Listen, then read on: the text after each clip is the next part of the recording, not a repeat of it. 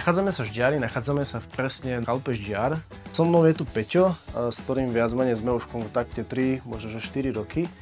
Ja si pamätám na ten začiatok, keď v podstate si mi povedal, že prevádzkuješ chalupu, kde pod jednou strechou sú 2 apartmány a čo potrebuješ, alebo čo má spĺňať virtuálna prehliadka pri tebe je to, že má zbudiť tú dávku dôvery a istoty u ľudí, že keď tu sú dve partie, že sa nerušia.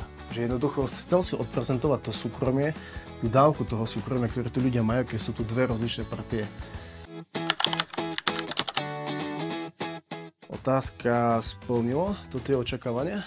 Tak ako hovoríš, moja najčastejšia asi tá otázka bola o tom, že ľudia, že keď je to pod jednou strechou, že tak tam bude druhá partia, že kde budú.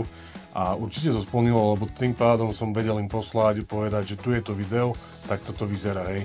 Takže vy ste úplne uzavretí, ako keby ste boli úplne v inom byte. Zaznamenal si aj nejakú zmenu v rámci rezervácií, obsadenosti, alebo vieš povedať v tomto nejaký ja neviem, buď čísla, alebo tvoj v podstate dojem? Vieš, čo sa týka čísel, akože presne to nejak nevediem, že čo sa zmenilo alebo nie. Určite jedna vec je lepšia, je tá mimo sezóna. Nej? Lebo tá sezóna, si zase úprimne povedzme, že tá je väčšinou stále všade vybukovaná. Takže mne aj o to išlo, že by tá mimo sezóna sa mi nejak, takže ja som to na tom stával. A tá mimo sezóna, určite sa tam navýšili tie počty tých ľudí. Takže určite áno, ale percentuálne alebo nejak číselné, presne som to nemám vyčíslené.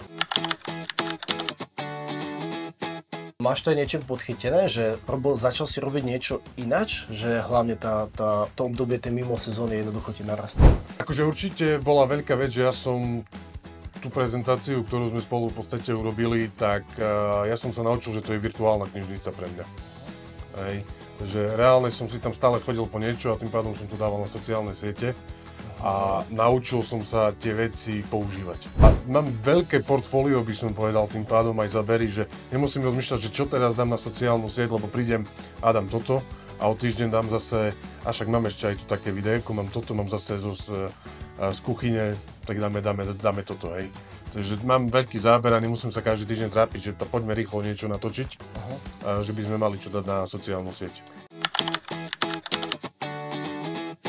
Skúšal si niekedy zdieľať 360 fotografiu a videl si tam tú dynamiku mobila, hlavne keď to je na Facebooku? Skúšal, hlavne som sa veľmi s tým hral na začiatku, keď to prišlo, lebo bolo to také niečo iné. Aj málo kto to mal vôbec na Facebooku alebo na Instagrame alebo niekde. Takže určite áno, z začiatku som to skúšal a fakt to bola super vec aj. Fajn, ďakujem Peťo za hoď 3 krátke, ale obšírne otázky, alebo čo povedať tvoje odpovede, tak.